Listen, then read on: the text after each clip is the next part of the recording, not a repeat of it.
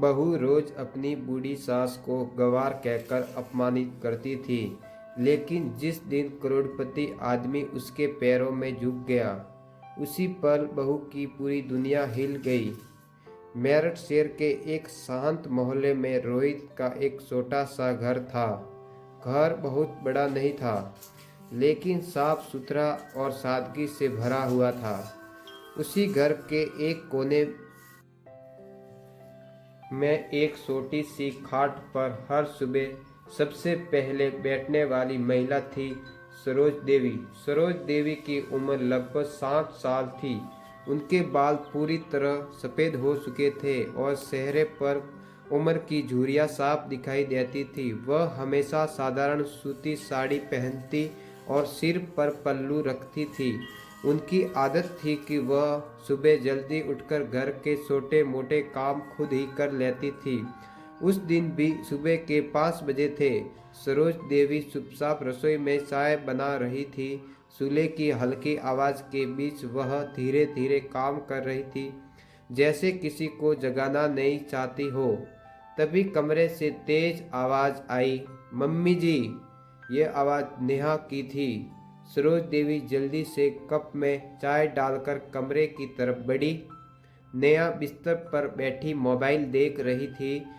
उसके चेहरे पर नाराजगी साफ दिखाई दे रही थी। इतनी देर लगा दी चाय लाने में?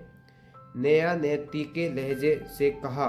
सरोज देवी ने शांत स्वर में कहा, बेटा अभी तो 5 ही बजे हैं, सोचा थोड़ी देर बाद दे दूं।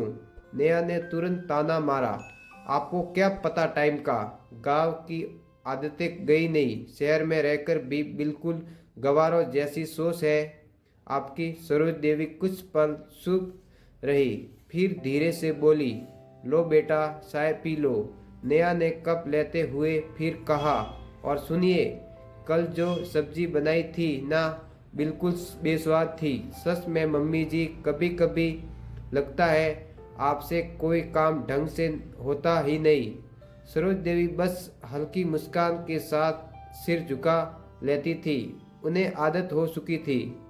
तभी दूसरे कमरे से रोहित बाहर आया। माँ, आपने फिर इतनी सुबह उठकर काम शुरू कर दिया? सरोज देवी ने मुस्कुराकर कहा, अरे बेटा, आदत है, वैसे भी खाली बैठकर क्या करूँगी। रोहित मुस्कुरा दिया, लेकिन तभी नेहा फिर बोल पड़ी, आप भी समझाइए अपनी माँ को, हर सुबह पुराने तरीके से करती है। आजकल लोग कैसे रहते हैं, इन्हें कुछ पता ही नहीं। रोहित माहौल खराब नहीं करना चाहता था, इसलिए बोला, अच्छा रहने दो नेहा, माँ अपनी आदत से करती है। नेहा ने झुंझुलाकर कहा, बस यही दिक्कत है तुमसे रोहित, तुम्हें हर बात में अपनी माँ ही सही लगती है। सरोज देवी तुरंत बोली, नहीं बेटा, नेहा ठीक ही कह रही है, मैं गांव की औरत हूँ, मुझे क्या समझ शहर के तौर तरीकों की। नेहा हंस पड़ी, कम से कम आपको अपनी सच्चाई तो पता है। रोहित को यह बात बिल्कुल अच्छी नहीं लगी। रोहित लेकिन वह चुप रहा।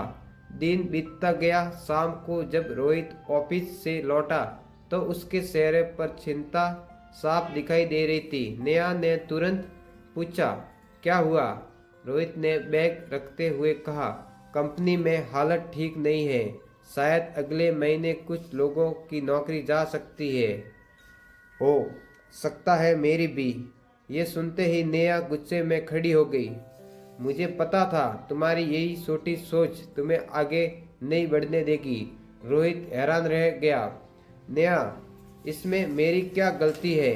नेहा गुस्से में बोली, गलती तुम्हारी नहीं, उस परवरिश की है जो तुम्हें मिली। फिर उसने रसोई की तरफ देखकर ऊंची आवाज में कहा, अगर तुम्हारी माँ ने तुझे थोड़ा समझदारी से पाला होता ना, तो आज तुम इतनी छोटी नौकरी में नहीं जीत होते। गंवारों की सोच से यही होता है। रसोई में खड़ी सरोज देवी के हाथ अचानक रुक गए। उनकी आंखों में हल्की नमी आ गई। उसी समय बाहर एक समसमाती काली कार आकर रुकी। नेहा खिड़की की तरफ भागी।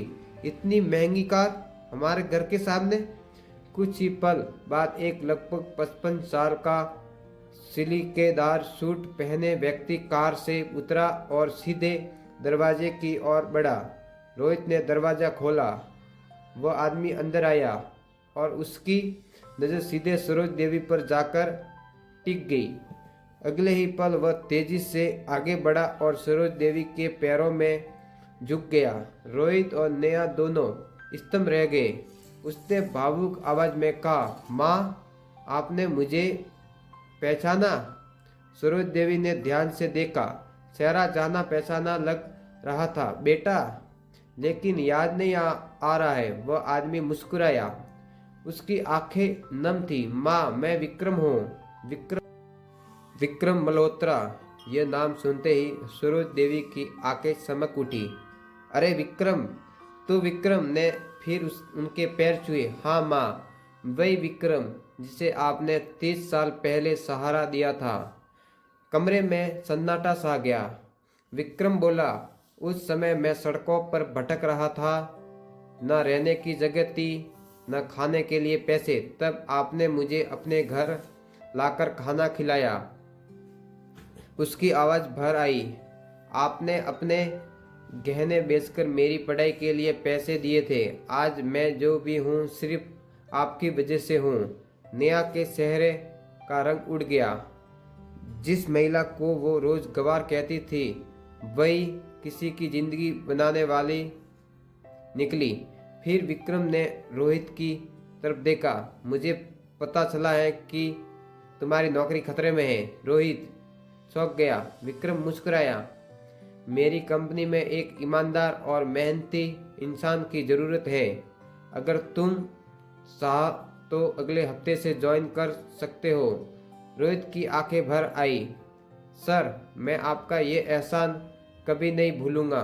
विक्रम ने तुरंत कहा, यह मेरा एहसान नहीं, मेरी माँ का हक है। विक्रम के जाने के बाद घर में गहरा सन्नाटा सा गया। नेहा धीरे धीरे सरोज देवी के पास आई। उसकी आंखों में आंसू बह रहे थे। अचानक वह उनके पैरों में गिर पड़ी। मम्मी जी, मुझे माफ कर दीजिए। मैंने आपको कभी नहीं समझा।